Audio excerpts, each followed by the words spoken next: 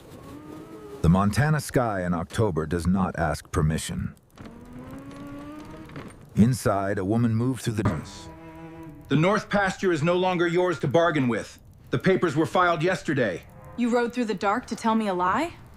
A household cannot survive with two owners. It survived with one daughter doing the work of 3 men. Della? You knew I stayed. The bread never rose on its own. Della Rourke had understood this since she was 9 years old, standing on a wooden step stool in the kitchen of the Rourke Ranch, watching her mother press dough with the flat of her palm and explain that certain things in this world required someone willing to show up before anyone else thought to ask.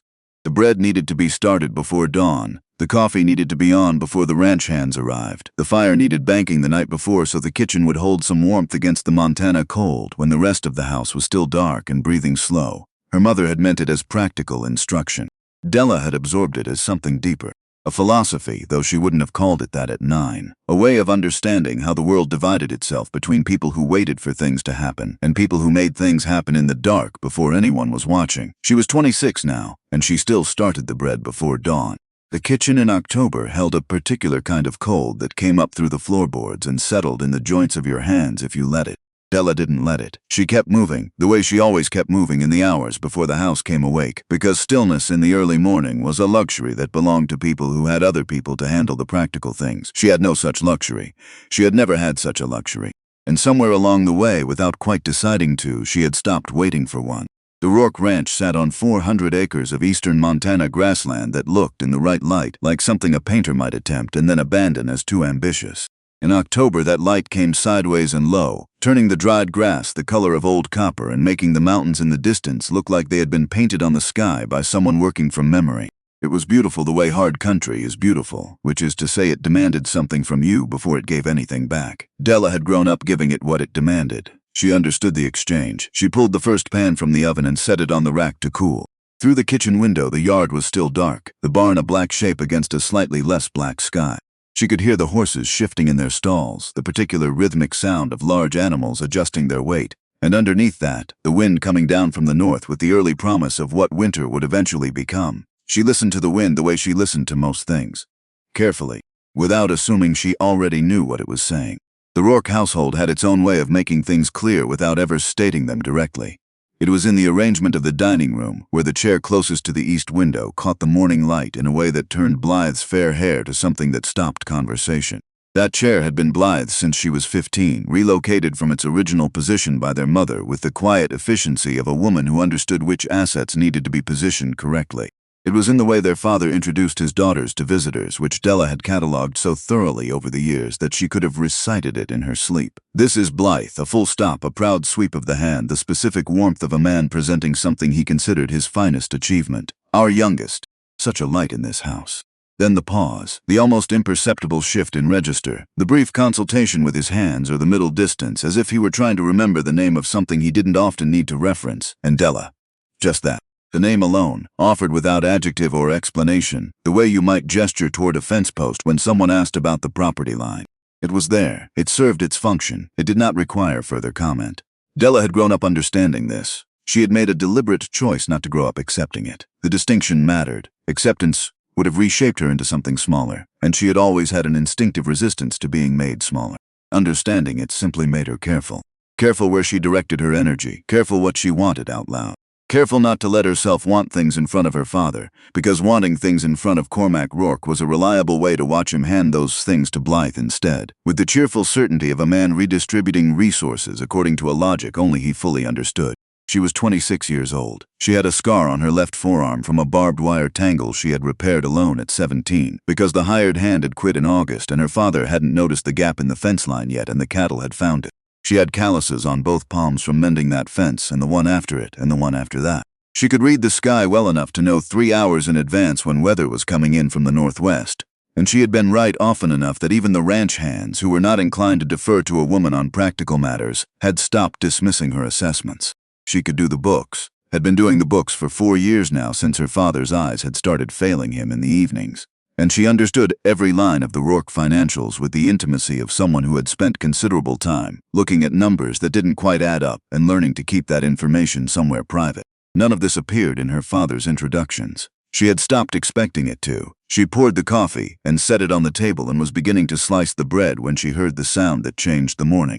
It came from outside, the creak of wagon wheels on frozen ground, and then the particular sound her father made when someone important had arrived. That chest-expanding throat-clearing that meant he was assembling himself into a larger version of himself for an audience he considered worth impressing.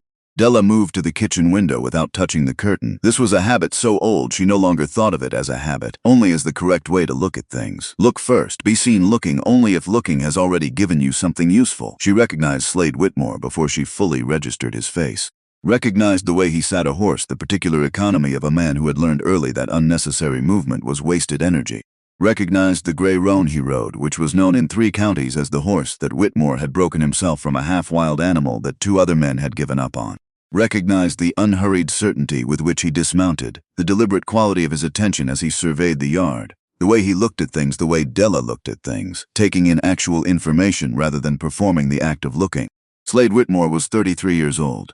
He owned the largest cattle operation in 3 counties and had built it without inheritance, without borrowed money, without a family name that opened doors. He had started with 40 head of cattle on a piece of land that the county assessor had valued at roughly the cost of the cattle themselves, and what old men at the feed store in Hardin liked to describe as an amount of stubbornness that crossed the line from virtue into something closer to affliction. He had turned that affliction into 4,000 acres and a reputation that preceded him into rooms he hadn't yet entered. He was also, Della had noticed, in the way she noticed things she didn't allow herself to examine too closely, the kind of man who didn't seem aware of the effect his presence had on the air in a room, which made him considerably more interesting than men who were. She stepped back from the window and picked up the bread knife. She heard her father's voice expand into its company register, warm and full of welcome. "Slade Whitmore, come in, come in."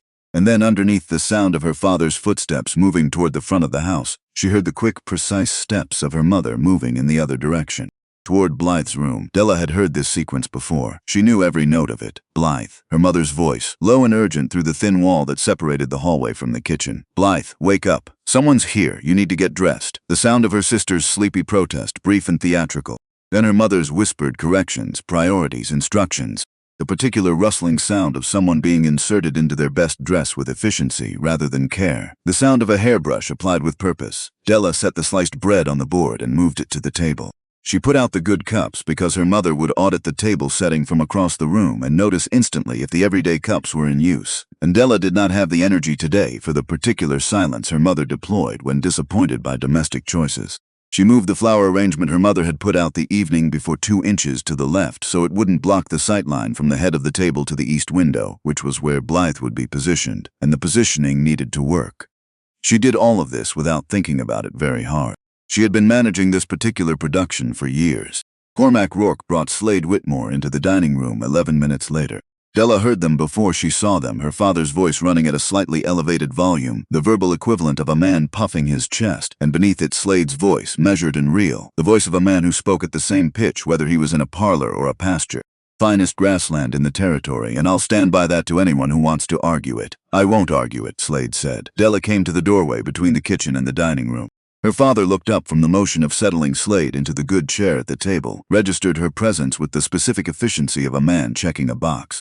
"Ah, Della." He turned back to his guest without completing the thought. "She helps around the house." Slade Whitmore turned at the sound of her father's, redirecting his attention. He looked at Della, not through her, not past her, toward whatever was coming next. He looked at her the way a person looks at something they are genuinely trying to understand, taking in actual information, and she felt the specific sensation of being seen by someone who intended to see her, which was different enough from her ordinary experience that it registered as something almost physical.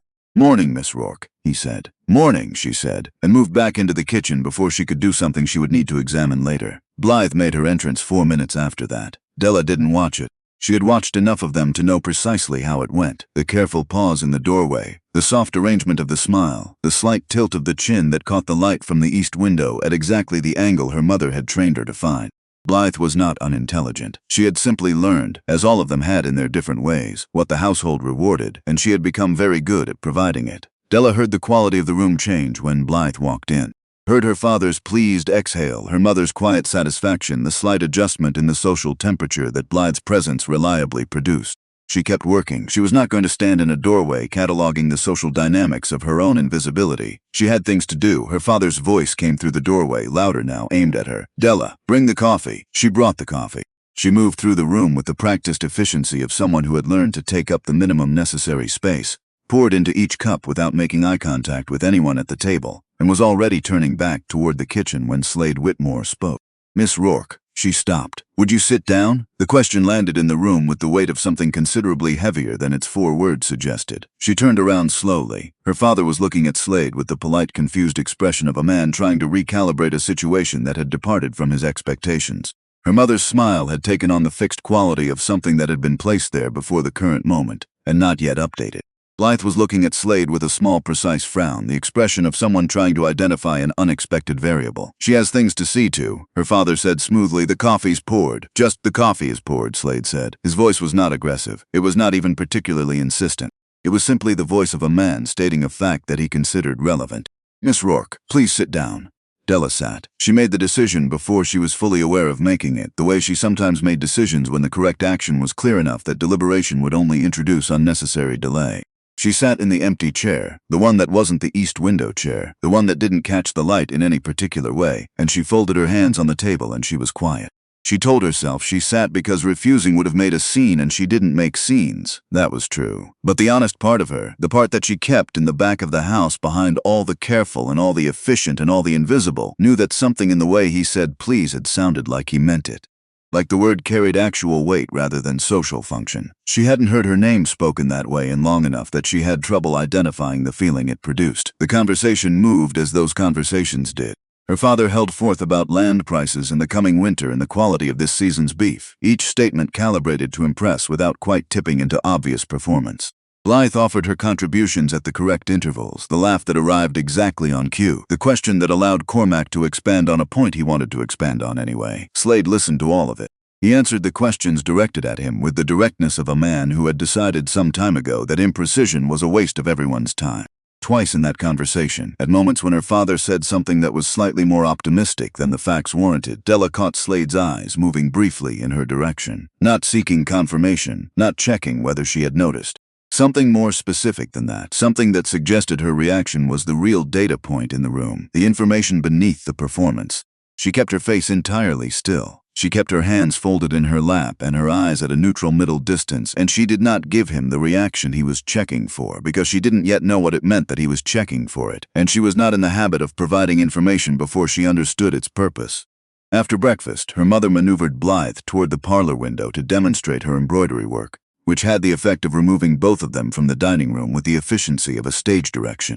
Cormac settled back in his chair with the particular satisfaction of a man who believed the morning was proceeding according to his design. "Well," he said, in the voice he used when he thought he was being indirect, "I imagine you can see what we have here, Slade. A fine girl, well raised, a credit to any household. She'd be an asset to a man in your position." He meant Blythe. Everyone in the room understood he meant Blythe. Slade set his coffee cup down with a precision that was itself a kind of statement. "I can see exactly what you have here, Cormac," he said. "I've been able to see it for some time now. That's why I came to speak with you today." Cormac's expression settled into the comfortable certainty of a man who believed he was about to receive confirmation of something he had arranged. "About a marriage arrangement," Slade said. "Though not the one you're thinking of." The certainty flickered. "I'm asking for Della's hand." The room went as quiet as rooms go when something has been said that rearranges the fundamental assumptions of everyone present. Della heard it from the kitchen doorway. She had come back to collect the cups. She had the dish towel in both hands. She was standing just outside the frame of the doorway when the words reached her, and she felt them the way you feel an unexpected cold gust. Not painfully, not with pleasure, but with the full-body impact of something you had no preparation for. She stood very still. Her father made a sound she had not heard from him before, a stuttering, recalibrating sound, the sound of a man who had prepared a speech and been handed the occasion for an entirely different one. "Della," he said, as if testing the word. He said it the way you read a word on a page that doesn't look right, uncertain whether you're reading it correctly. "You mean Della?" "I do," Slade said. "She's the older one," Cormac said, in the tone of someone introducing a complicating variable. "I'm aware of that," Slade said. "Blythe is," Cormac started, then stopped, then started again along a different line. "Blythe is better suited. Better suited for a man of your—" "Better suited for what?" Slade asked. His voice had not changed in pitch or temperature. It remained entirely level, entirely serious, entirely without aggression. "For what, specifically, Cormac?" The silence that followed was long enough to constitute an answer. Della made herself walk into the room. She didn't examine the decision. She only knew that if she stood in that doorway one moment longer with the dish towel in her hands and this information moving through her chest, something was either going to break or ignite, and she was not going to allow either of those things to happen in a kitchen doorway where she could not properly control what happened next. She walked to the edge of the table and she stood there, and she looked at Slade Whitmore directly. "What did you say?" she asked. She needed to hear it again, addressed to her rather than about her. Slade looked at her, the same look, the one that didn't pass through her on the way to something else. "I told your father I'd like to speak with you about a marriage arrangement." He paused. "If you're willing to hear it." "Why?" she said. It was not a polite question. A polite question would have given him room to arrange himself, to frame the answer in softer terms, to take his time arriving at the real substance. Della had never found much use for questions that prioritized the comfort of the person being asked over the quality of the answer. Slade looked at her for a moment. "Why?" he repeated, as if turning the word over to examine its underside. "It's the obvious question," she said. Her father made a sharp sound of displeasure beside her. She didn't look at him. Something moved at the corner of Slade Whitmore's mouth, not quite a smile. The ghost of one, the suggestion of an expression being considered and then set aside for later. "Could we speak privately?" he asked. Cormac objected. Of course he did. He objected with the full force of a man who believed the situation had deviated from his plan and could still be corrected through sufficient assertion of authority. But Slade Whitmore owned 4,000 acres and 20 years of reputation that had been built one difficult decision at a time, and Cormac Rourke owed $3,000 to the bank in Hardin and had 2 daughters he needed to see settled before the weight of that debt became visible to the county. The arithmetic of their situation was what it was. Cormac's objection lasted approximately 90 seconds before he found urgent business in the direction of the barn. They stood in the front parlor. Della kept the dish towel in her hands because she needed something in her hands, and she was not going to twist them together like a woman who was frightened, because she was not frightened. She was very specifically not frightened. She said this to herself with the same firmness she used when she was talking herself through something that required doing before she was fully ready to do it. "I've been paying attention to your family for some time now," Slade said. He wasn't looking anywhere but at her when he said it. "Most people pay attention to Blythe," Della said.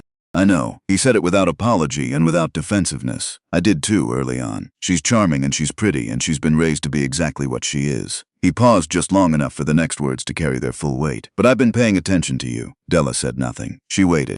"Last March," he said, "the storm that came in from the northwest. The one that moved in fast before anyone had properly prepared for it." She remembered it. Of course she remembered it. She had been up until 3 in the morning, the hired hand gone for the week, her father asleep before the weather had fully announced its intentions. She had gone to the barn with a lantern because one of the cows was close to her time, and the drop in pressure had been telling Della since mid-afternoon that the night was going to be difficult. "One of our cattle had gotten through a gap in the fence line," Slade continued. "Wandered toward the west side of your property. I went looking for her in the dark." He looked at Della steadily. "I found her about 60 yards from your barn. I also found you." She said nothing. "You were kneeling in the mud with your arm inside a breech calf that was going to die without intervention." He held her gaze. "You didn't call for anyone. You didn't go to the house to wake your father. You assessed the situation and you did what it required." "The calf needed turning," Della said, "because it had. That was the plain and sufficient fact of it. Most women in that situation would have woken someone," he said. "The calf needed turning," she said again.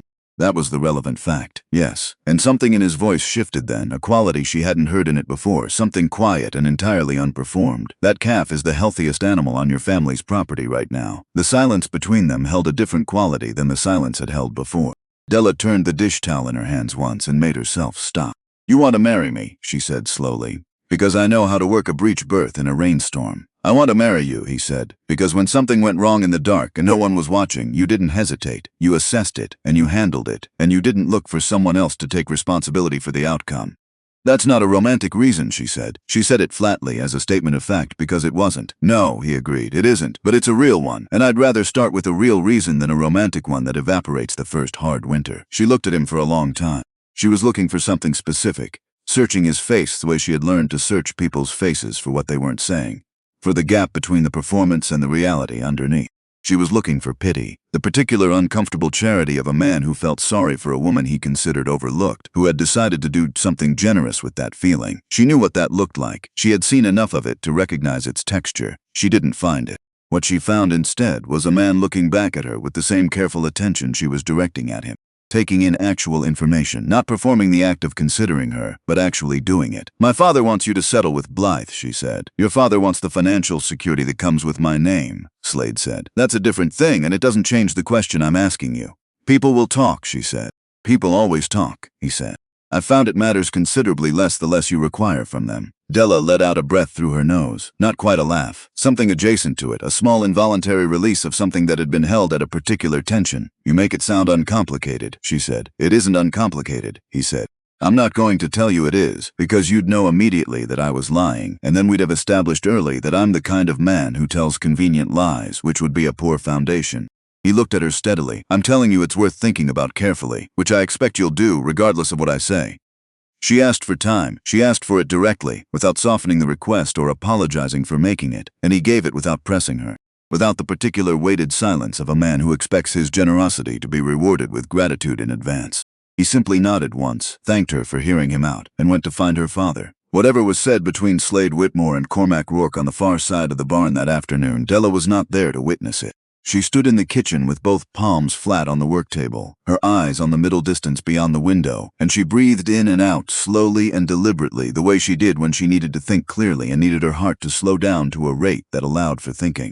The kitchen door opened behind her. Blythe stood in the doorway in the dress she had put on for the morning, her hair still arranged, her expression carrying the specific quality of someone who has heard something significant and has been thinking about it ever since, and has now run out of patience with thinking about it alone. What did he say to you? She asked. Her voice was lighter than her eyes. He asked to speak with me, Della said, about a possible arrangement. An arrangement, Blythe said, in the tone of someone testing the word's weight. She was quiet for a moment. Her hands, Della noticed, were very still at her sides. Then, he's a serious man. Whether she meant it as comfort or as warning, Della couldn't entirely determine. I know he is, Della said. Blythe studied her for a moment with the particular attention of a younger sister who has spent her life being looked at instead of looking and has therefore become considerably more observant than most people credit her for. Then she turned and went back down the hall, and Della stood alone in the kitchen with the October light coming through the window, and the bread cooling on the rack and the particular quality of a day that has shifted its fundamental character before noon. She thought about it all evening. She thought the way she always thought through things that mattered, with her hands occupied, and the rest of her attention gathered into a single quiet point. She thought while she made supper. She thought while she did the dishes. She thought while she banked the fire for the night, and while she went through the ranch accounts that she had been putting off for a week, and while she sat at the kitchen table in the late quiet with a cup of tea that had gone cold before she drank half of it. She turned the question over the way she turned all substantial questions, looking for the places where the logic was soft, checking the foundations before she put any weight on them. Her father found her twice. The first time, he came with bluster, the voice he used when he believed that sufficient volume could restructure a situation that had departed from his preferences. What did you say to him? What was spoken in there? This isn't how these things are handled, Della. This isn't how a man like Whitmore expects. She listened without interrupting, which she had learned years ago was the most destabilizing thing she could do to her father when he was in this mode. When he had exhausted the first wave of it, she said simply, I didn't say anything to him, Papa. I only listened, which was true, which made him considerably angrier. The second time he came quietly, and that was worse. She heard him in the hallway before he appeared in the kitchen doorway, the deliberate pace of a man who had done the loud version and was now trying something else. He stood in the doorway and looked at her in a way she recognized, the specific expression he wore when he was reassessing the value of something he had previously underestimated. It was the look he gave a fence line he'd dismissed as solid when it turned out to be the one holding everything else in place. You know what this could mean, he said. For this family, it was not a question about her. It had never been a question about her. She noted this without bitterness, the way she noted weather. As a condition that affected her plans without being anything she had caused. I know what you think it could mean, she said carefully. Don't be clever, Della. I'm not being clever. I'm being accurate. She set down the pot she had been washing and turned to face him fully. He asked a question. I told him I needed time to think. That's where we are. A man like Whitmore doesn't ask twice, Cormac said. No, she said. I don't imagine he does. Her father looked at her. She waited for what usually came next, the inventory of her limitations offered in the calm voice of a man explaining arithmetic to someone slow with numbers.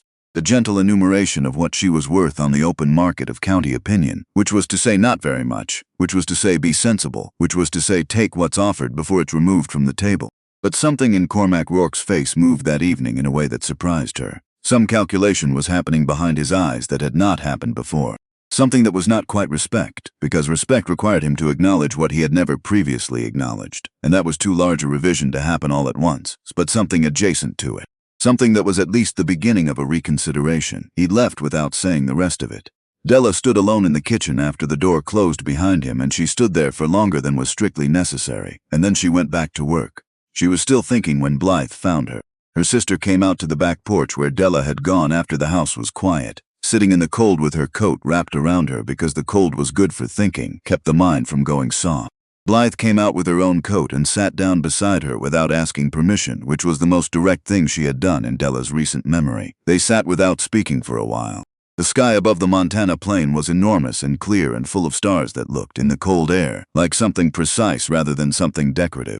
"Are you angry?" Della asked. She thought it was important to ask it straight. Blythe considered this with a seriousness that Della hadn't expected. "I don't think so," she said finally. "I don't think I wanted him specifically. I don't think I thought about it that carefully." She paused. "He was just the plan. Papa's plan.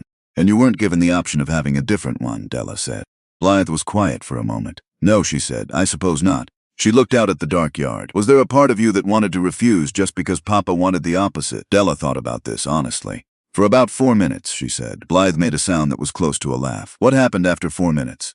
"I thought about what refusing would actually cost me," Della said. "Another year in that kitchen, another winter going through the accounts and watching the numbers not improve." She paused, "And I thought about the way Slade Whitmore looked at me." Blythe was still beside her.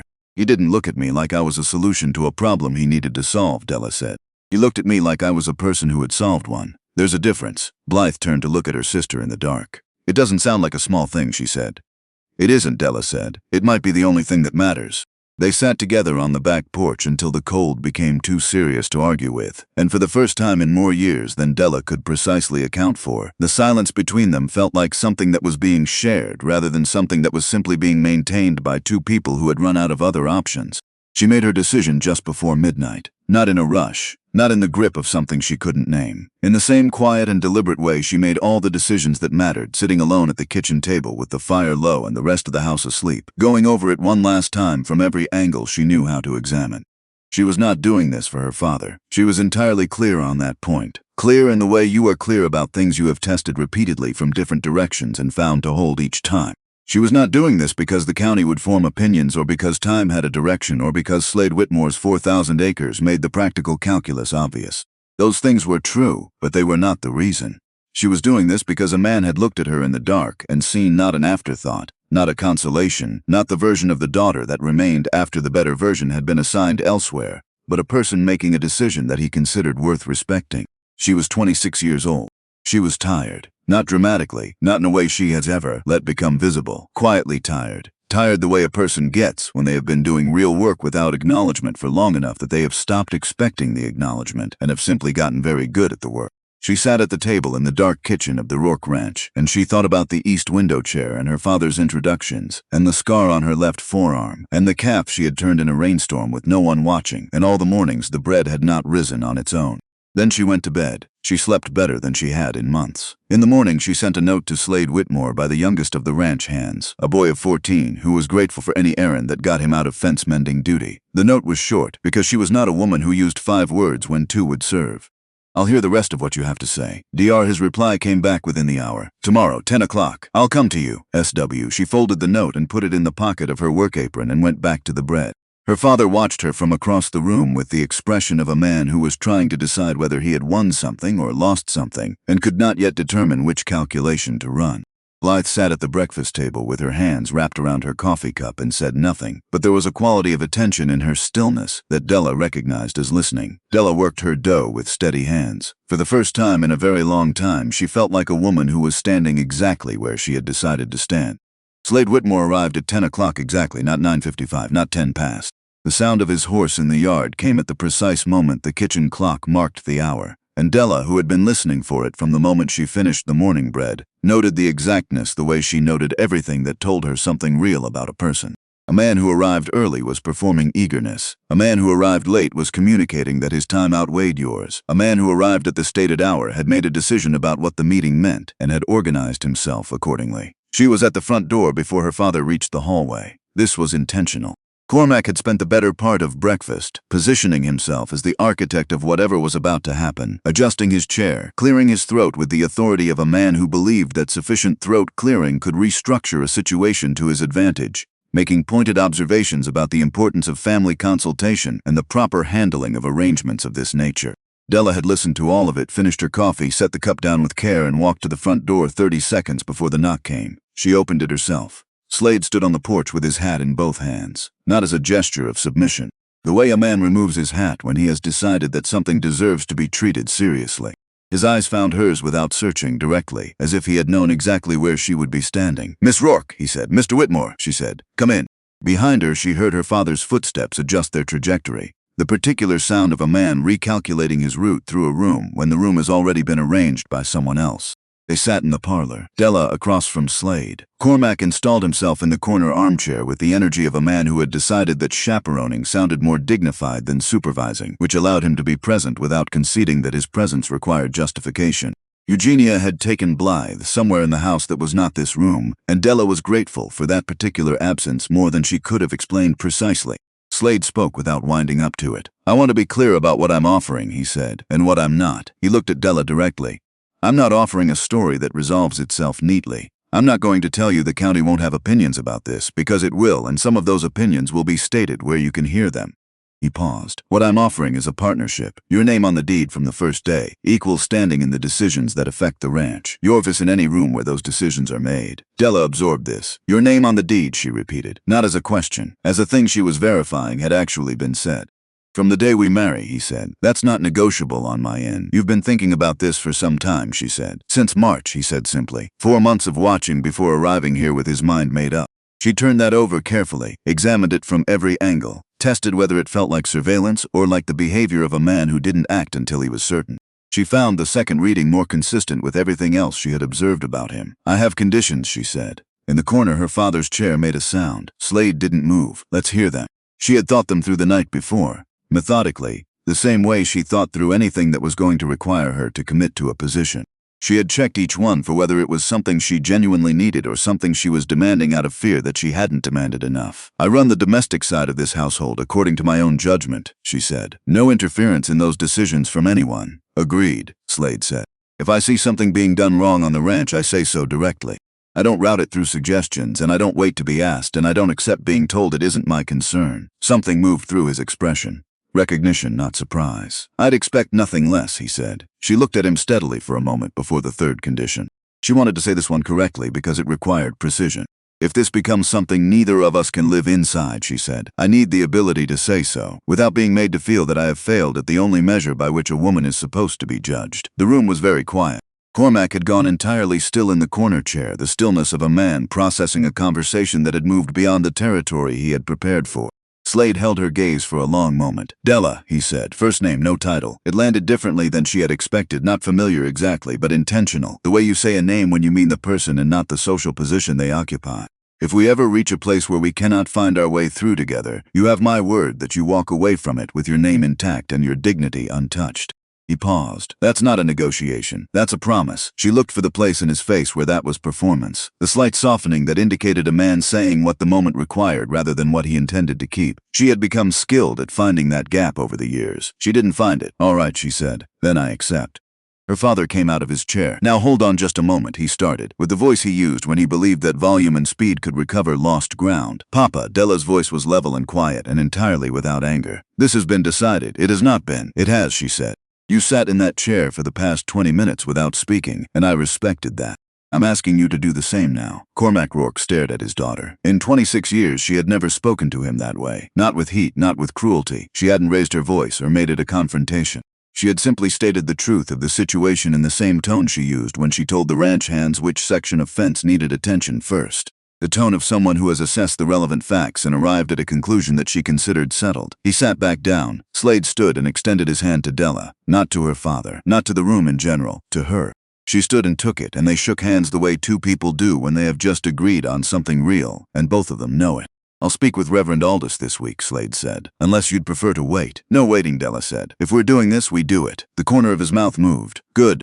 Word moved through the county the way word always moved in that part of Montana, faster than horses, louder than it needed to be, and with the creative elaboration that came from passing through enough mouths before it found its final form. By the following Thursday, at least 4 distinct versions existed. In the first version, Della Rourke had somehow engineered the entire arrangement through means that remained vague but were implied to be calculated. In the second version, Cormac Rourke had planned it all from the beginning, and Blythe had graciously stepped aside, which reframed the story in a way that restored Cormac's position as architect. In the third version, Slade Whitmore had taken one look at Della in the parlor and gone completely silent, which was romantic enough that no one wanted to examine it too carefully. In the fourth version, which was circulating among the older women who did their shopping at Hargrove's Dry Goods on Friday mornings, Della had said something to Slade Whitmore in private that had settled the matter in under 10 minutes, and whatever she had said had apparently been worth hearing. None of these were accurate. All of them were more interesting than the truth, which was simply that a man had watched a woman do a hard thing well in the dark and decided that was what he wanted standing beside him. Della heard pieces of it through the week. She neither confirmed nor corrected. She had learned early that other people's narratives ran on their own fuel, and that adding to the supply was the surest way to keep them burning longer. What she had not fully anticipated was the visit from Agnes Pruett. Agnes Pruett was 54, sharp-tongued, church-attending, and the closest thing the county had to an official record of everyone's business. She arrived at the Rourke house on the Thursday before the wedding with a jar of preserves and the specific energy of a woman who has organized a reason to be somewhere she had already decided she needed to be. Della met her at the door because Della met everyone at the door now. This was a small discipline she had adopted since the morning Slade Whitmore arrived, a way of reminding herself and anyone else that she was no longer the person who materialized from the kitchen when summoned. They sat with tea. Agnes arranged herself with the jar on the table between them and the conversation already prepared in her hands. "I'll be direct," Agnes said, "because I think you deserve directness." Della waited. "People are saying that Slade Whitmore has made a mistake." Agnes chose her words with the care of someone who meant to deliver them but wanted to be fair about the delivery. "That he's passed over Blythe, who is, and I say this without unkindness, the more obvious choice for a man of his standing." Della set her teacup down with a precision that was its own kind of statement. "The more obvious choice for what?" she asked. Agnes blinked. "For a man in his position, socially. In terms of for looking a certain way at church," Della said pleasantly. "For smiling at the right dinners. For being a reflection that's easy to maintain." Agnes opened her mouth. "Is that what you'd want for your daughter?" Della asked. "If you had one. Would you want her chosen because she was the obvious choice?" She looked at Agnes steadily across the table. "Because I'll tell you what Slade Whitmore actually needs. He runs 4,000 acres with 100 decisions a day that can go wrong in ways that cost him everything he's built. He needs someone who doesn't lose their head in a crisis. Someone who will tell him the truth when everyone around him is telling him what he wants to hear. Someone who can look at a problem from every angle and identify the one that actually solves it." She picked up her tea. "I have been doing those things my entire life. I was simply doing them for a household that didn't think to mention it." Agnes Pruett looked at her for a long moment. Something moved behind the older woman's eyes, a recalculation, careful and genuine, the specific expression of someone revising an opinion they had arrived at through insufficient information. "Well," Agnes said after a pause that had real weight in it, "that is a different way of looking at the matter." "It's the accurate way," Della said. Agnes left 40 minutes later. Della stood at the window and watched the wagon move down the drive and felt reasonably certain that a considerably more useful version of the story would be making its way through the county by Sunday. The harder conversation came that same evening. Blythe found her on the back porch again after supper, but this time her sister sat down with the specific purpose of someone who has been carrying something and has decided tonight is the night to set it down.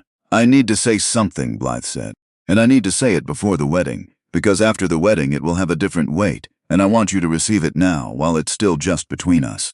Della waited. "I've been thinking about what it means," Blythe said slowly, "that Papa always introduced you second, that the good chair was always mine, that every arrangement he ever made, he made with me in mind first." She paused. "I never questioned it. I just accepted it as the way things were." She looked at her hands. "And I want you to know that I see now what that cost you. Not what it gave me, but what it cost you, and I'm sorry I wasn't the one who saw it sooner." Della looked at her sister. The porch between them felt very still. "You didn't create the situation," Della said finally. "No," Blythe said, "but I benefited from it without ever asking whether it was fair." She looked up. "That's different from creating it, but it's not entirely clean either." The honesty of that sat between them for a moment. "You're going to be all right," Della said. After this, Blythe considered it. "I think I might be," she said. "For the first time I think that might actually be true." She paused. "Are you going to be all right?" Della thought about the question with the seriousness it deserved. "I think I'm going to be more than all right," she said. "I think I'm going to be something I haven't had a word for yet." Blythe almost smiled. "Good," she said. "You've earned the right to something you don't have a word for yet." They sat together until the stars came out, and the quiet between them had the quality of something that had finally been said, rather than something that was still being held back. The wedding was held on a Saturday in late October at the Rourke Ranch because Eugenia had asked for it and Della had found no reason to refuse a thing that cost her nothing and mattered to her mother more than she could easily explain. Tables had been set up in the yard. Half the neighboring women had contributed food without being asked because that was what you did in that county when a wedding happened, regardless of your private opinion about the particulars. More people came than Della had expected. She felt the weight of collective attention as she walked through the room, the specific density of 50 people, looking at the same thing at the same time, and she walked through it the way she walked through most things that required her to be seen, steadily, without slowing down, without performing either a confidence she didn't feel or a discomfort she did. Slade was standing at the far end of the room with Reverend Aldous and Hector Pruitt, his ranch foreman, beside him. Hector was 50, weathered in the specific way of men who have spent their lives outdoors in Montana, and he had been watching Della since her name first came up with the particular skepticism of a man who trusts his employer's judgment but reserves the right to form his own assessment of the evidence. Slade saw her when she came through the doorway. Something in his face, in that measured and carefully maintained face, went briefly and entirely unguarded. It lasted only a moment. But Della saw it because she was watching for exactly what people showed when they weren't managing what they showed, and what Slade Whitmore showed in that moment was something she had no efficient category for, something that existed before calculation. She held that quietly. Then she walked to stand beside him. Reverend Aldous opened his Bible, and the room settled into the particular quiet that wedding rooms settle into when everyone present has simultaneously decided to pay attention. He read the words everyone knew. The words that had been said over enough couples in that county to carry the accumulated weight of all those other mornings, all those other promises made in front of witnesses who would remember them. But the attention in this room was different from the soft, sentimental attention of an ordinary wedding crowd. It was sharper, more alert. The attention of people who suspected they were watching something they would be describing for years. "Do you, Slade Whitmore, take this woman? I do." He said it before Reverend Aldous had completed the sentence. Clear and immediate, the voice of a man who had made up his mind some time ago and saw no reason to make the room wait for confirmation. A sound moved through the crowd, not quite a murmur, the collective adjustment of people simultaneously revising their expectations of what this morning was going to be. "And do you, Della Rourke, take this man, to have and to hold, in sickness and in health, for richer or poorer, for as long as you both shall live." The room went quiet enough that she could hear the candles.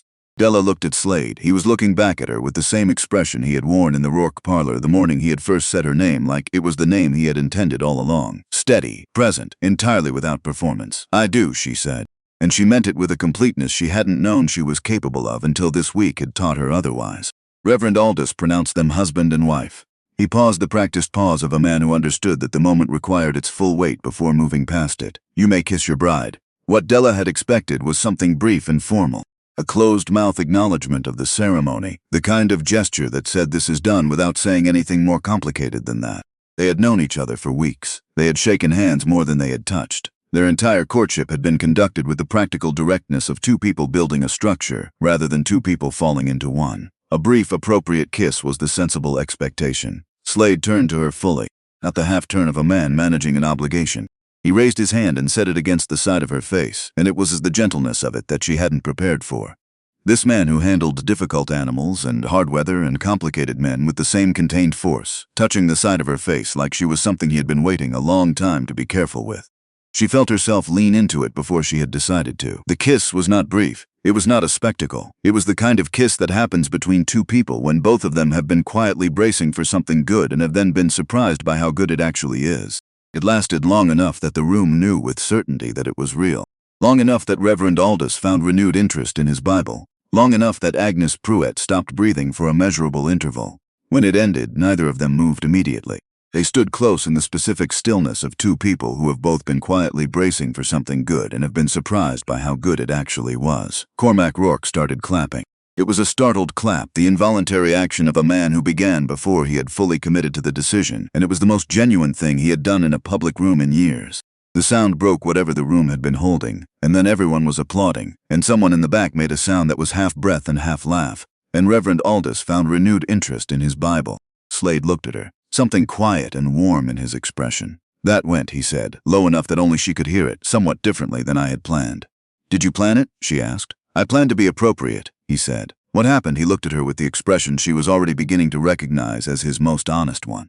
"You happened," he said simply. The reception moved through the afternoon the way good things do, too quickly, with too much happening at the edges to fully catch. Della moved through it with the focused attention she brought to anything that mattered, shaking hands and receiving congratulations, and tracking the room the way she had always tracked rooms, noting who watched Slade with genuine respect, and who watched him with calculation, and which category certain visitors fell into with no uncertainty whatsoever. The first real test came 20 minutes in. His name was Harlan Greer. He was 60 years old, heavy-shouldered, with the particular confidence of a man who had never seriously needed to adjust his approach because the people around him had always adjusted instead. He was the older brother of Silas Greer, who owned the property bordering the south edge of the Whitmore Ranch and had been engaged with Slade for 3 years in a water access dispute that had not yet resolved itself to anyone's satisfaction. Harlan had come, Della understood immediately, as an advance scout. He came to her, not to Slade. To her. Mrs. Whitmore, he said, with a smile that had the temperature of a December well. Quite a morning. My congratulations. Thank you, Mr. Greer, she said. I imagine you'll be getting settled in now over at the Whitmore place. He kept his voice easy. Finding your bearings. It's a considerable operation. I've been managing a ranch operation since I was 17, she said pleasantly. Of course, he said. He paused. I was thinking, with Slade having so much on his mind with the adjustment to married life, this might be a natural time to revisit the water access question on the south border. Fresh start, new chapter and all. Della looked at him with the expression she reserved for situations that required her to be entirely clear without being hostile. You're suggesting, she said, that today would be a suitable time to discuss a property dispute. Just a friendly conversation. At my wedding reception, she said. She kept her voice even and conversational. Mr. Greer, I don't yet have complete knowledge of the south border situation. I will, because I intend to understand every aspect of that property from the deed to the fence line before the end of November. When I do, if there's a legitimate conversation to be had, my husband and I will have it with your brother Silas at an appropriate time in an appropriate place. She paused. Today is not that time. This is not that place. Enjoy the food. My mother made the pie herself, and it's worth your attention. She smiled at him precisely as warmly as the situation required. Harlan Greer stared at her for a moment. Then he moved away into the crowd. Slade appeared at her elbow holding 2 cups of cider, having heard the entire exchange. He handed her a cup. You know about the Greer situation, he said. Hector mentioned the broad shape of it to me on Tuesday, she said. Slade absorbed this. You've been preparing since Tuesday. I prepare for everything, she said. You knew that. He looked at her for a moment with the expression she was accumulating, the one that meant he was processing something, and finding it had more dimension than he had anticipated. I did know it, he said. I'm still learning how far it extends. You'll find out, she said. Agnes Pruitt found her near the end of the reception, took her arm with the familiarity of a woman who had decided they were now allies, and said, What you said to Harlan Greer is halfway across this county already, and I want you to know that is a good thing. That man has been riding roughshod over everyone who permits it since his father died and left him feeling entitled to the family name without the family qualities. She patted Della's arm firmly. You're going to be very interesting to have in this county, Mrs. Whitmore. That's a kind thing to say, Della said. It's an accurate thing, Agnes said. Now go find your husband before the Bellamy brothers corner him about the road petition. Today is not the day for that conversation. That evening, after the last guests had gone and the tables had been cleared and the yard had gone quiet, Della stood in the kitchen of the Rourke Ranch for what she understood would be one of the last times in this particular way. Not permanently. She would come back, but she would come back as someone who lived somewhere else now, and that changed the quality of every return. Blythe found her there. She leaned against the doorframe and looked at Della with an expression that had traveled through several complicated territories over the course of the day, and had arrived somewhere that Della hadn't expected to see. Something close to pride. Are you scared? Blythe asked. No, Della said. Not scared. Something else. Something I don't have a word for yet. Blythe was quiet for a moment. He's good to you, she said finally. Even I can see it, from across the room. Yes, Della said. It matters, Blythe said, more than any calculation Papa ever made.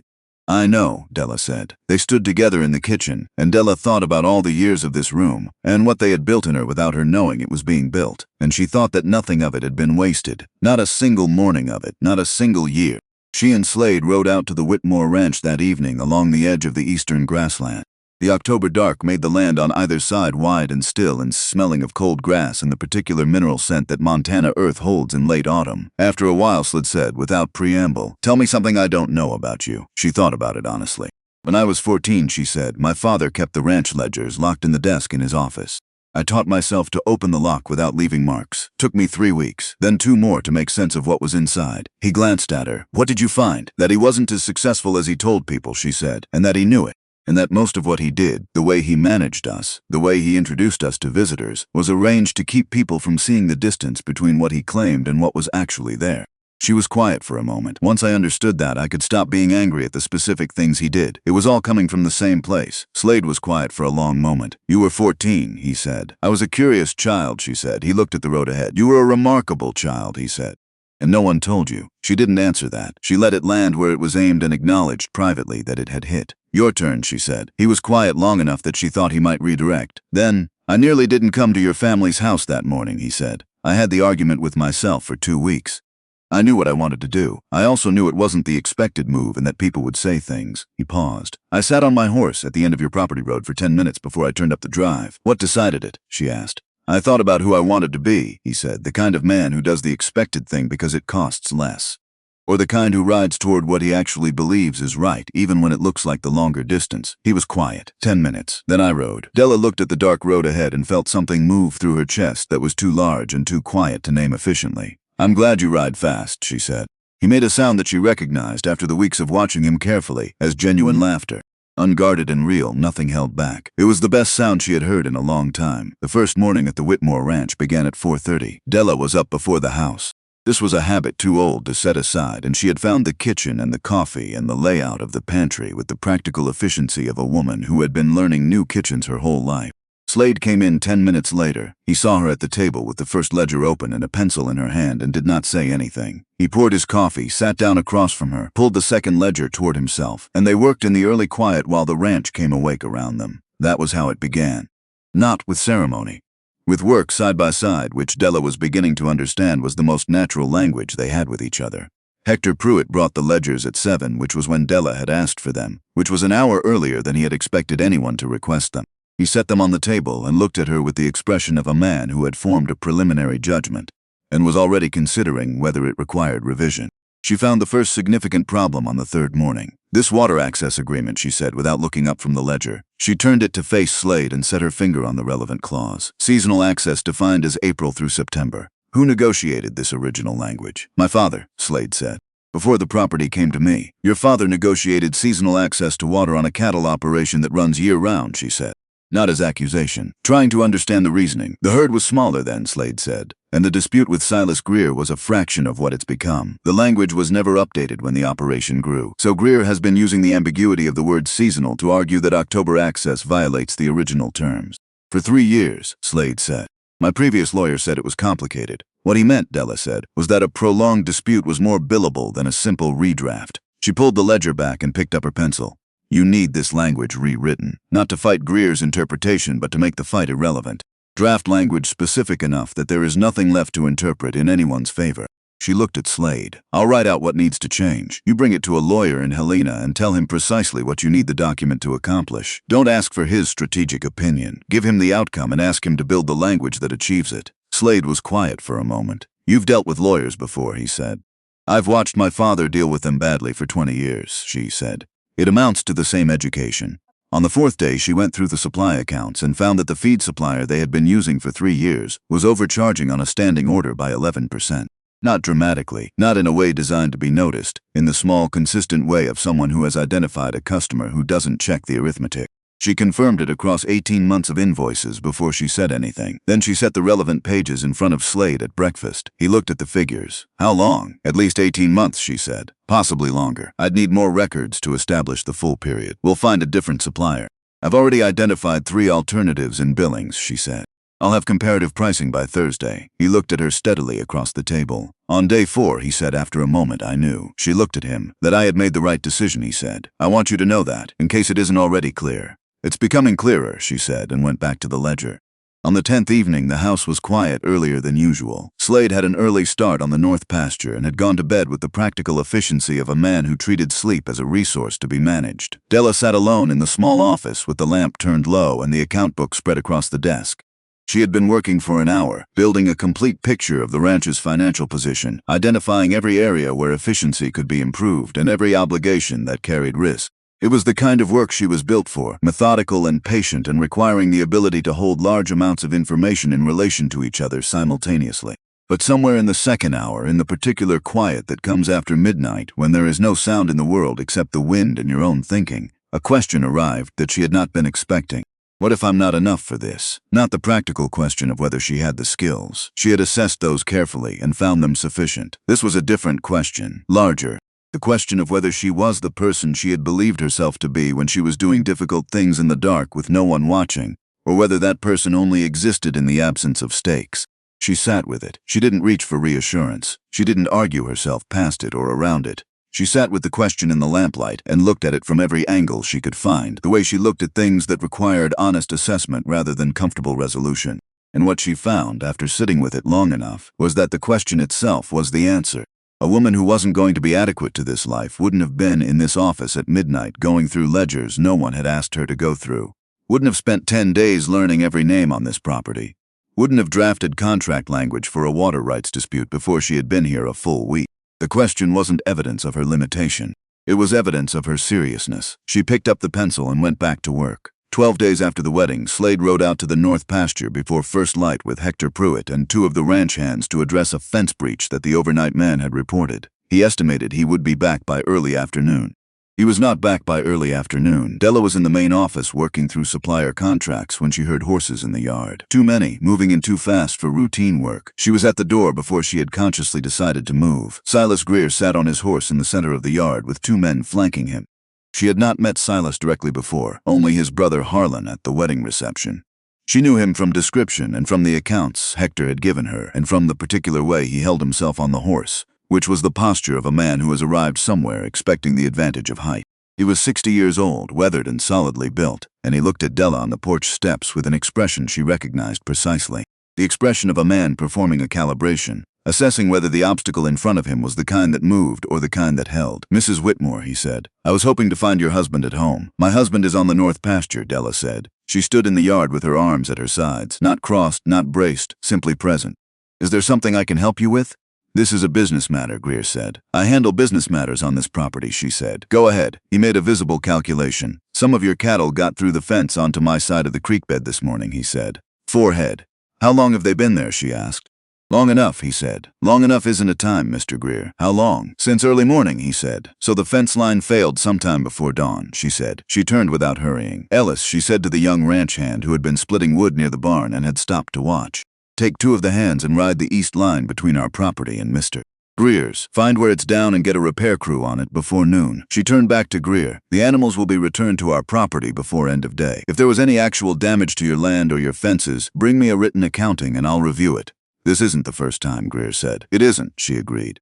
"And it won't be the last time a fence comes down in Montana in October. What matters is how quickly it's addressed when it does." She held his gaze without difficulty. "If you have a larger concern related to the water access agreement, make an appointment. We can sit down with the relevant documents and work through it properly. But I won't be managed in my own yard, Mr. Greer, not by you or anyone else." The silence in the yard had a particular quality. One of the men behind Greer shifted in his saddle. Greer sat very still, running his recalculation, the visible process of a man whose approach has not produced the expected result and is now determining what to try instead. Then he turned his horse and rode out. Hector Pruitt materialized from the direction of the barn. She hadn't known he was there. He had returned while she was focused on Greer and had been standing just inside the barn doorway listening. He looked at Della with an expression she hadn't seen from him before, not his usual careful assessment, something that had moved past assessment. "Ma'am," he said, "I'll get a crew on that fence line." "Thank you, Hector," she said. He turned to go, then stopped without turning around. "That breech calf," he said. "The one from last March. The one someone assisted on the Rourke property during the storm." She waited. "Healthiest animal on this ranch," he said. "I've been saying for months we don't know who to thank for it." He turned then and looked at her directly. "Now I know." He walked toward the barn. Della stood on the porch steps and felt something shift in the structure of the place, something that had been holding a particular tension and was now, slowly and without announcement, beginning to release it. Slade came home to a completed fence repair, 4 cattle on the correct side of the line, and the incident logged in detail. Della told him about Greer while they ate supper, plainly and in sequence. When she finished, Slade set his fork down. "He came while he knew I was away," he said. "Yes. He thought you'd be easier to manage than me." "Yes. Was he ever going to be right about that?" "No," she said simply. Slade picked up his fork. "Good," he said, and something in his voice, in that single word, carried the specific warmth of a man who had already known the answer and was glad to have it confirmed. They finished supper and washed up side by side, and then Slade said, without preamble, the way he said things he had actually thought about, "I want you to know something." She looked at him. "I thought I knew what I was doing when I made this decision," he said. "I had good reasons, and I was certain of them. But I didn't know the full scope of what I was choosing." He paused. "I thought I was marrying a capable woman." He looked at her steadily. "I didn't account for the fact that capable doesn't begin to cover it." She held that, turned it over, checked it from the angle that would make it most likely to be performance. It wouldn't hold that reading. "You're doing it again," she said. "What?" "Saying the true thing when you could say the easier one." The corner of his mouth moved. "It's a habit. Keep it," she said. The letter from the Helena law office arrived on a Thursday afternoon 3 weeks into their marriage. Hector brought it to Della because Slade was meeting with a supplier from Billings in the yard, and because Hector had developed by then the specific instinct of a man who has decided that certain things should go directly into certain hands without delay. She took the letter to the office. She closed the door. She read it once quickly, and then she sat very still, and then she read it again, slowly, with the full attention she gave to things that required complete understanding before she moved. The letter was from an attorney in Helena representing Cormac Rourke. Her father was contesting the property transfer language in the marriage arrangement, not the marriage itself, which would have been the more visible move and one with considerably less legal standing. He was contesting the deed clause, the specific provision that had placed Della's name on the Whitmore Ranch property from the date of the marriage.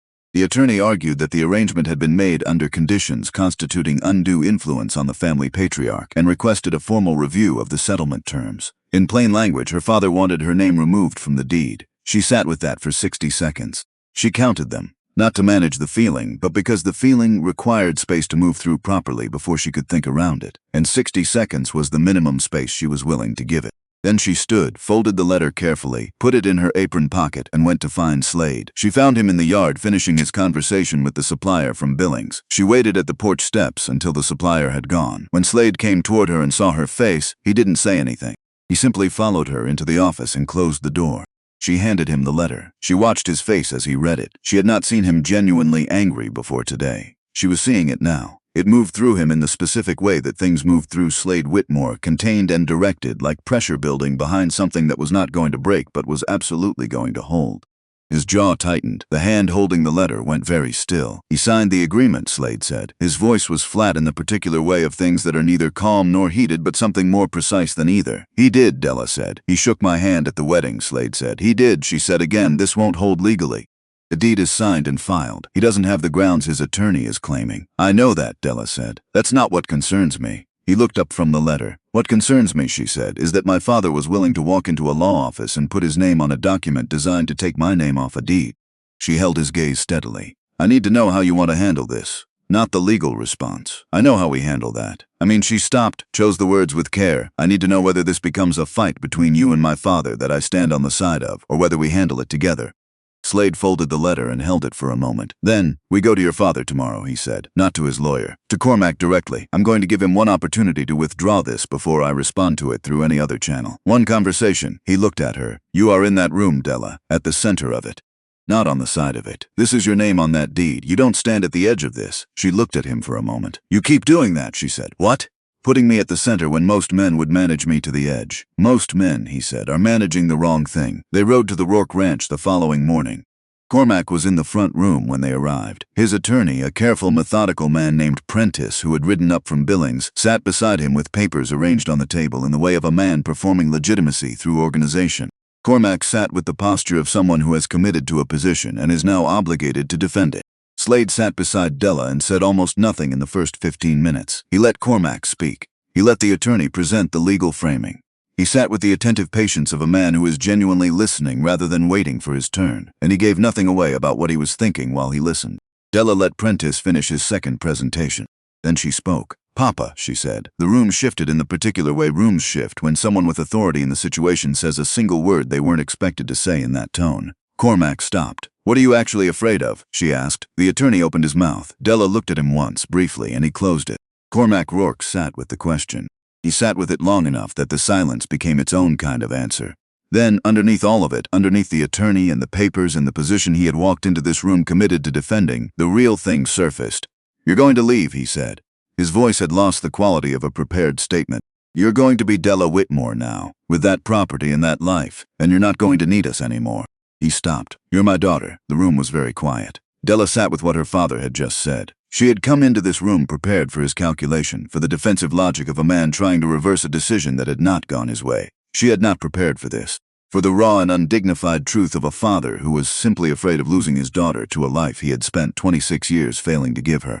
Papa, she said, and her voice was quieter than it had been. I was never going to stop being your daughter. That was never part of this. He looked at his hands. But I am Della Whitmore now, she said, and my name on that deed is not a threat to this family. It is the first time in my life that my name has meant something in a room. She paused. I need you to let me have that. Not because I'm asking for your permission, because I'm telling you the truth about what it means to me. The silence this time was different. Something in it had given way. Slade spoke quietly. Cormac, he said, Della's name stays on that deed. That is settled.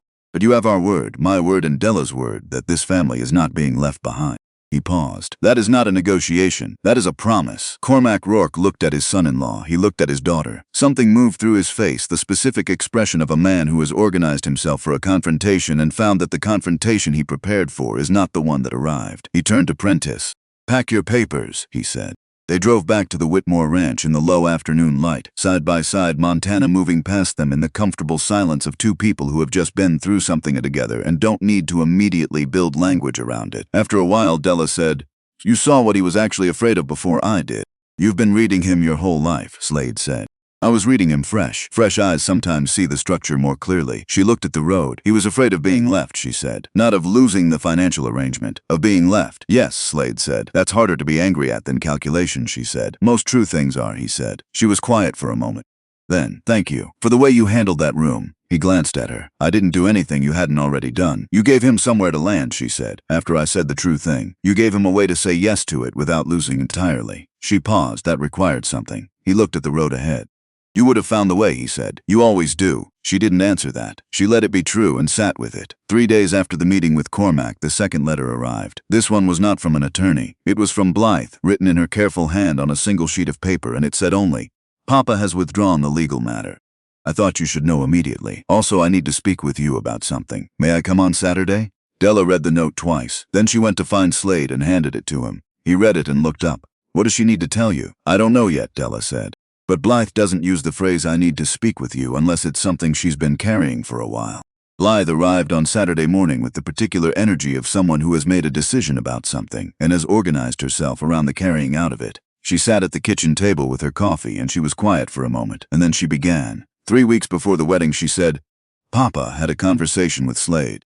She looked at Della directly. "I wasn't supposed to hear it. I heard it because I was coming down the hallway and the office door was open and I stopped when I understood what was being said." She paused. "Papa told Slade that he was making a mistake. He told him you were difficult, stubborn, that you had ideas above your station, that you would be more trouble than you were worth." She held Della's gaze, and then he told Slade that an arrangement with me was still available if he wanted to reconsider. Della was very still. Slade stood up, Blythe said, and he looked at Papa and he said, "Cormac, every single thing you just described is exactly why I want her.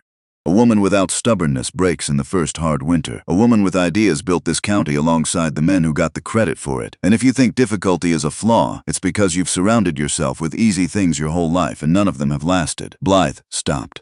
Then he left without saying anything else. "And Papa didn't mention it to anyone. And I've been carrying it for 3 weeks because I didn't know how to say it to you." She let out a breath. "But you needed to know what kind of man you married, and I needed to stop being the only one who knew what was said in that room." Della sat with what she had just heard. The information moved through her in a way she had not prepared for. Not with the rush of something surprising, but with the weight of something being confirmed that she had suspected was true but had not yet had evidence of. The specific gravity of being told, by someone who had no reason to tell her except that it was true, that a man had defended her to her own father in a room where she wasn't present and had not told her about it afterward. She stood up. She went to find Slade. She found him at the edge of the east pasture looking at the fence line she had assessed with him the week before. He heard her coming and turned, and he looked at her face the way he looked at things that required his full attention. "Blythe told you," he said. "It wasn't a question." "She told me," Della said. He held her gaze without explanation or apology. "You said all of that to my father," she said, 3 weeks before I gave you my answer, and you never told me." "It wasn't mine to tell you," he said. "It was a conversation between me and your father. What I said to him, I said because I believed it. Not to earn something from you." She looked at him for a long moment. She was doing the thing she did when something had hit her squarely in the center, holding perfectly still while the weight of it moved through her, because she had learned long ago that this was more efficient than trying to brace against it. "Every single thing you just described," she said quietly, repeating his words back to him.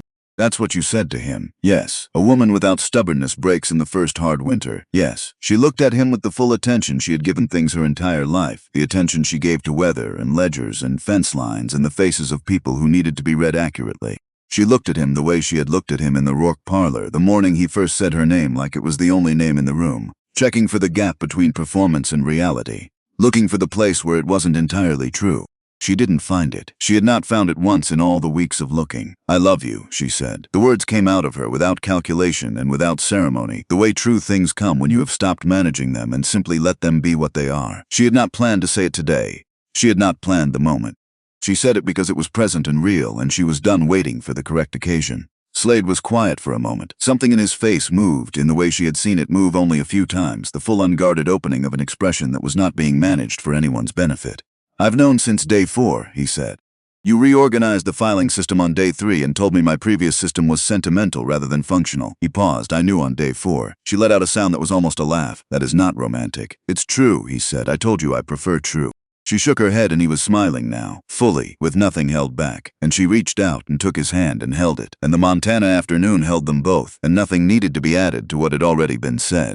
The weeks that followed had a different quality than the first weeks had. The first weeks had been motion, problem after problem presenting itself, decision after decision requiring her full attention, the urgent necessary business of establishing herself in a world that was watching to see whether she would hold. She had held. Now things slowed enough for other things to come forward. The smaller things. The way Slade moved through the kitchen in the early morning, quiet and unhurried, always making 2 cups of coffee and setting hers at her left hand without being asked. The way he listened when she talked, actually listened, with the full attention of a man who considered what other people said to be worth hearing. The way he sometimes looked at her from across a room with an expression she still didn't have an efficient category for. She was learning to receive it. That was the thing she hadn't expected would require learning. Being looked at with genuine regard, not the performed regard of someone who wanted something from you, or the assessed regard of someone who was deciding whether you were sufficient, but the straightforward regard of a man who had looked carefully and found what he was looking at to be worthy of his full attention. She had not had much practice with it. She was practicing now. Hector Pruitt found her one morning at the fence line she had ridden out to assess independently. He rode up beside her and they looked at the section together for a moment without speaking. "The men have been talking," he said finally. She waited. "Not the way they were talking in the first week," he said. "Different now." He paused, choosing words with the care of a man who does not use many of them and has learned that precision matters. "You know how it goes in an operation like this. A new person comes in, everyone watches to see what they're made of." He looked at the fence line. "They've seen what you're made of, Mrs. Whitmore." She looked at him. "What are they saying?" "That they'd follow you into a burning barn," he said simply. He turned his horse. "Thought you should know." He rode back toward the main barn, and Della sat on her horse in the October cold and looked at the fence line and felt something in her chest do the particular thing it did when evidence accumulated to a point that made denial impossible. She was not someone who had been followed anywhere in her life. She was someone who had always done what needed doing alone. That was changing. She let it change. The day Silas Greer came to sign the revised water access agreement, he came alone. This was the first signal. A man who brings witnesses to a signing is a man who wants people to see his strength. A man who comes alone has decided to negotiate in good faith. He sat across the table from Della and Slade in the ranch office, and he looked at the documents laid out in front of him, and he was quiet for a long moment. The language was precise. Every seasonal ambiguity had been eliminated. Every term was defined specifically enough that there was nothing left to argue about. "Your father-in-law's lawyer drafted this?" he asked Slade. "My wife drafted it," Slade said. The lawyer and Helena formalized the language. Greer looked at Della. She met his gaze with the same composure she had given him in the yard the morning she had faced him alone. She had learned a long time ago that men like Silas Greer interpreted calm as weakness until they encountered it in high-stakes situations repeatedly, and then they began to interpret it as something else entirely. "The October Access Clause," he said. "You've defined it specifically." "We've defined everything specifically," she said. "That's the point. If you sign this, Mr. Greer, you will have clarity on every term." She paused. "Which is what you have always claimed to want." He looked at the document for another long moment. Then he picked up the pen and signed it. Hector, standing in the doorway, let out a quiet breath that had been building for 3 years. After Greer left, Hector looked at Della and said, 3 years that man has been a problem. He was a problem that hadn't been solved properly, she said. There's a difference. Hector looked at her for a moment with the expression she had come to recognize from him, the specific look of a man who keeps finding that his estimate of a person needs revising upward. He nodded once and went back to work. The twist that none of them had anticipated came on a Wednesday morning when Eugenia Rourke arrived at the Whitmore Ranch in a wagon driven by the oldest of the Rourke ranch hands. She arrived without announcement, which was unusual, and she asked to speak with Della alone, which was more unusual still. They sat in the kitchen with tea, and Eugenia looked at her daughter in a way she had not looked at her in as long as Della could clearly remember. Not with the assessing gaze of a woman managing a household, not with the peripheral attention of a woman whose focus was perpetually elsewhere, directly. Your father came to me last night, she said. After everything, the letter, the attorney, the meeting with you and Slade. He came to me and he sat down and he said something he has not said in the 31 years of our marriage. Della waited. He said that he had prepared the wrong daughter for the wrong life and the right daughter for no life at all. Eugenia's voice was even and precise. He said it quietly, without drama, and then he sat there for a long time without saying anything else. Della held her teacup. I want to tell you, her mother said, that I was not blameless in what was given to Blythe and what was withheld from you.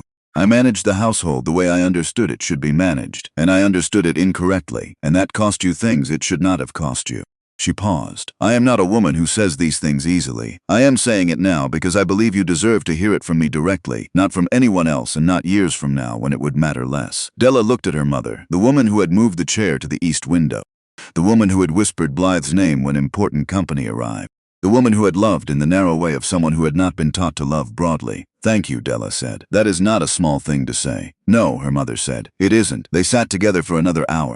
They talked about the ranch and the coming winter and Eugenia's garden and the practical details of two households that were now related by more than geography. They talked the way women talk when they have said the hard thing and are now moving past it into the ordinary, which is where most of life actually happens. When Eugenia left, Della stood at the door and watched the wagon move down the drive and felt something in the architecture of her history quietly shift. The last Sunday of October, the Rourke family came to the Whitmore Ranch for dinner. Not the other way around. To the Whitmore Ranch. To Della's table. Cormac and Eugenia and Blythe arriving in the early afternoon. Cormac with his hat in his hand and his posture carrying the careful quality of a man who is trying to learn a new way of being in a room that has new rules and not entirely sure yet whether he is doing it correctly. Della met them at the door. She opened it herself. Come in, Papa, she said. He looked at her. He looked at her the way she had spent 26 years waiting to be looked at, with the full attention of someone who had decided that she was worth seeing completely. It had taken him a long time to arrive at this. She understood that the arrival was what mattered. He came in. The dinner was not a perfect thing. It was not the warm, uncomplicated ease of a family that had never hurt each other. Cormac sat at Della's table with the careful dignity of a man rehearsing a version of himself he was not yet fully comfortable wearing. Eugenia served with the quiet industry of a woman keeping the surface of things from becoming something more difficult than the surface.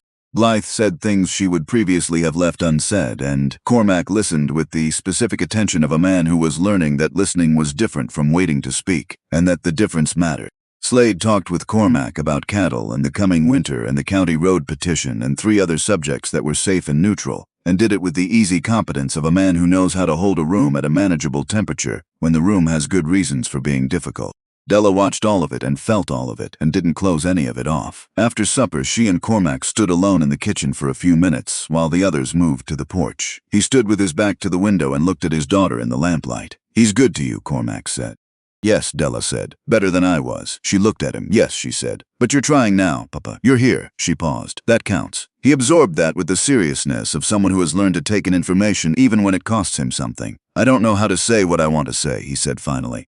You don't have to say it tonight, she said. We have time. He nodded. His shoulders, which had been held very straight all evening in the manner of a man maintaining a performance, came down slightly into something that was more like his actual posture. Something released in him. Good, he said. Good, she agreed. They went out to join the others on the porch. The bitterly cold evening carried the smell of the first real winter coming in off the mountains, and the 5 of them sat in the dark with the particular companionship of people who have decided, individually and for their own reasons, to try at something that has not previously been tried. It was not easy. It was real. And real had always been worth more than easy.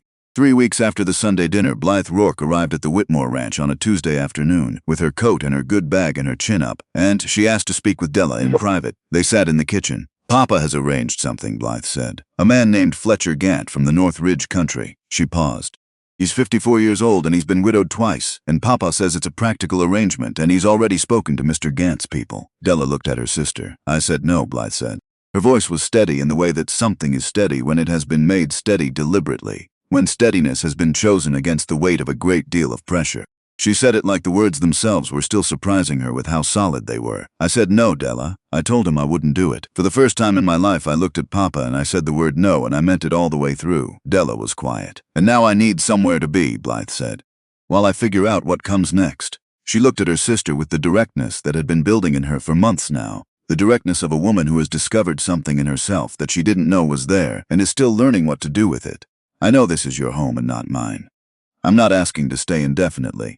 I'm asking for some time to think without Papa organizing my thinking for me. Della stood up. She went to find Slade. She found him in the office going through correspondence, and she stood in the doorway until he looked up. Blythe is here, she said. She told Papa no. She needs somewhere to be. Slade looked at her for a moment with the expression she had learned to read as him processing something he considered significant. Then he stood up and he went to the kitchen and he looked at Blythe sitting at the table with her coat still on and her bag at her feet and her chin still raised. "Miss Rourke," he said, "you're welcome here as long as you need, no conditions." Blythe looked at him with the specific expression of a woman who has been bracing for conditions and has found none. Something in her face changed. Something that had been held very tightly let go. "Thank you," she said, quietly and completely. Slade nodded once and went back to the office to give them the room. Della watched him go and felt, in her chest, the thing she had been learning over the past weeks to receive without deflecting. The warmth of watching someone you love be exactly who they are in a situation that required all of them. She turned back to her sister. "You said no," she said. "I said no," Blythe said. "And it was the most terrifying thing I have ever done." "Yes," Della said. "And it was the most important." Blythe looked at her. "Is the terrifying part going to get smaller?" "Yes," Della said. "And the important part doesn't." She reached across the table and set her hand over her sister's. They sat together in the kitchen of the Whitmore Ranch, in the particular warmth of a house that had been made into something by the work and attention and stubbornness of a woman who had been told for 26 years that stubbornness was a flaw. Cormac Rourke came to the Whitmore Ranch 3 days later.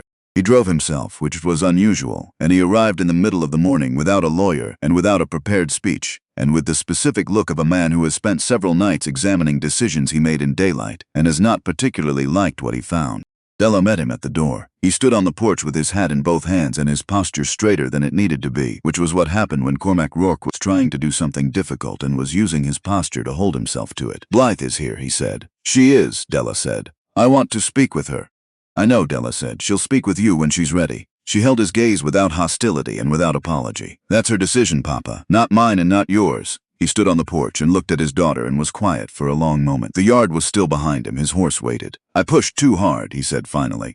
"Yes," Della said. "The arrangement with Gant was, I thought it was practical." "Practical for who?" she asked. He stopped, his jaw tightened and then released. He was doing the work of looking at something he would have preferred to look away from. "I have been making practical arrangements for a very long time," he said, "and all of them have been practical for me." He said it without softening it, which meant he had already softened it elsewhere, privately, and had decided that what he said out loud needed to be unvarnished. "I see that now." Della stood at the door of her own house and looked at her father. She had spent 26 years in the Rourke Ranch kitchen, learning to be invisible, learning to manage the space between what she wanted and what was available, learning to keep the things she understood about her family somewhere private, so that understanding them didn't have to mean being destroyed by them. She had carried those years here with her. She had not been destroyed. "Papa," she said, "Blythe is here and she's safe. When she's ready to see you, I'll send word." She paused. "You should come to Sunday dinner this week. Bring Mama." She paused again, long enough for the next words to carry their full weight. "Stand up straight and look like you meant it all along." Something moved through Cormac Rourke's face, the specific expression of a man who has been given both a reprieve and a standard to meet, and who understands the difference between the two. "I can do that," he said. "Then that's what we'll do," she said. He put his hat back on and walked to his horse and rode down the drive. Della stood at the door until the sound of him faded, and then she went back inside. Blythe found her in the kitchen 20 minutes later. "He came," Blythe said. She had been watching from the upstairs window. "He came," Della said. "What did he say?" "He said he pushed too hard," Della said, "and that his arrangements have always been practical for him."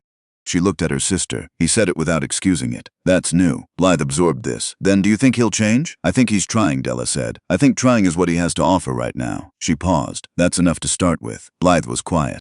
Then she came and stood beside Della at the kitchen counter, and they worked together in the particular quiet of two women who have been sisters their whole lives, and are finally, after a very long time, learning what that actually means. 3 weeks after Blythe arrived, she found employment.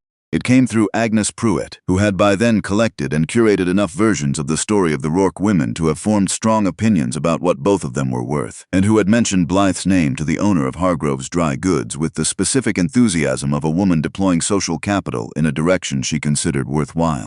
The position was managing the store's accounts. It was not what Blythe had been raised toward. It was not what Cormac Rourke had envisioned for his youngest daughter when he had been envisioning things.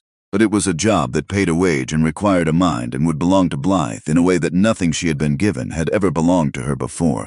She came to tell Della on a Tuesday afternoon, sitting across the kitchen table in the same spot she had sat in when she arrived with her bag and her coat and her no. "It's mine," Blythe said. She said it with the specific wonder of someone who is still learning the weight of a new word. "The first thing that's actually mine."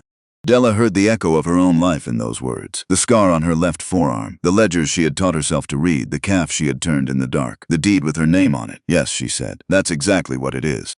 She reached across the table and held her sister's hand for a moment, and they sat together in the Whitmore kitchen with the Montana afternoon light coming through the window, And Della thought about the distance between where they had each started and where they were sitting now, and she thought that neither distance had been easy and neither distance had been wasted. On an evening in November, sitting on the porch of the Whitmore Ranch in the cold that had begun to carry real winter in it, Slade said, "Hector wants to know if you'll take the lead on the spring purchasing decisions." Della looked at him. "He said it," Slade confirmed with the slight quality of a man who has been caught. "And I agreed with him before he said it. You could have asked me directly." "I could have," he said. "I wanted to see if you'd catch it." "I always catch it," she said. "I know," he said. "That's one of my favorite things about you." She looked at him. At this man who had sat on his horse at the end of the Rourke property road for 10 minutes trying to decide who he wanted to be. At this man who had told her father, in a room she hadn't been in, that every single thing that was supposed to be her flaw was exactly the reason he wanted her. At this man who had put her name on a deed, who had said her name like it was the only one he meant, who had stood beside her through every difficult thing that had come since and had done so without requiring her to be less than she was in exchange. She had spent 26 years becoming the woman she needed to be. He hadn't known until now what she had been becoming that woman for. "Slade," she said. "Yeah," he said, already looking at her. "I want you to know something," she said. "Not because it needs saying for any particular reason, just because it's true and I believe in saying true things." "Tell me," he said. "I am exactly where I want to be," she said. "Not where things worked out, not where circumstances arranged themselves, where I want to be." She held his gaze. "There is a difference, and I need you to know I know it." Slade was quiet for a moment, the good quiet, the kind that meant something was landing exactly where it was aimed. Then he reached over and took her hand the way he did now, without ceremony or announcement, because it was simply what he did when they were in the same space and the day was winding down and the world was manageable and theirs. "I know," he said. "So am I."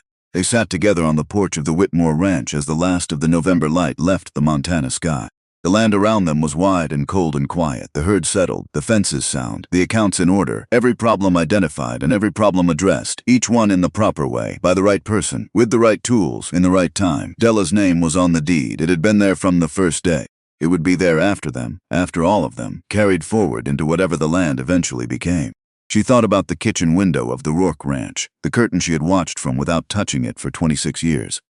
She thought about the east window chair and the introductions that had always placed her second, and the accounts she had kept for a family that forgot to mention she was keeping them. She thought about the calf in the storm, and the lantern in the mud, and the decision to do what needed doing when no one was watching.